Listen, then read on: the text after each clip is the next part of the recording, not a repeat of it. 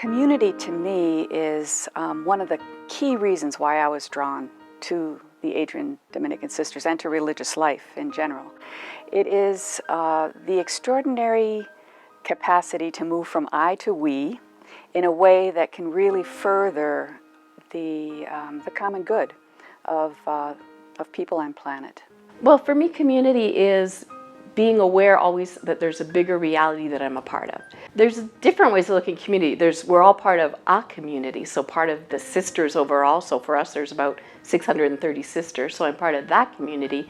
But we also are part of a local community. It's really where people come together to support one another and able to help one another live out their vocation. That most fundamental vocation that each one of us is called to is being human. So community living really helps us to become more human. The best preaching happens in community because we are witnessing to each other and there's a lot of self-disclosure. So the preaching starts with that just unfolding, unwrapping. The aspect of community has been central to Dominican life from the very beginnings. Over and over again in the history of Dominican life, you see the actions, the efforts that are taken by any individual Dominican are taken on behalf of the whole of us. One of the struggles in our North American culture is we become very individualistic and we forget how my actions impact the other. And so I think that larger sense of we're in this together, we're the body of Christ together. Everyone belongs. And so that whole understanding of community is part of understanding the common and good. First, you listen to the word within you, but then how to bridge what you're feeling with what you're hearing from the other. And so then bringing it together. And then you might have a pretty good preaching moment. And that, I think, is what happens a lot of times in communities. Our communities are a sign of communion for the world.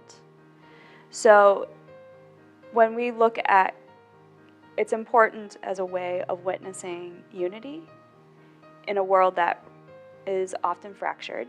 It's a way of showing that people who come from very different backgrounds can learn how to form bonds. I find this kind of communal, collective living and voice to be absolutely energizing and really just an incredible blessing. Religious life offers an opportunity to live life in a way that is very exciting because no one knows where we're going. It's kind of like with marriage, it's for better or for worse, but that's a good thing because every life, every journey, every relationship has its ups and downs. And that's how we grow. One way community is a blessing for us is that it rubs off our rough edges. We all have areas of growth, and so sometimes being with others, living with others, you become aware of them, and then it helps you become a better person. And also, without even realizing it, you may be helping someone become a better person. I think a key piece for any woman who is discerning religious life is to know that you really are stepping into a different voice. You're stepping out of the voice of I and into the voice of we and of one. We act as one.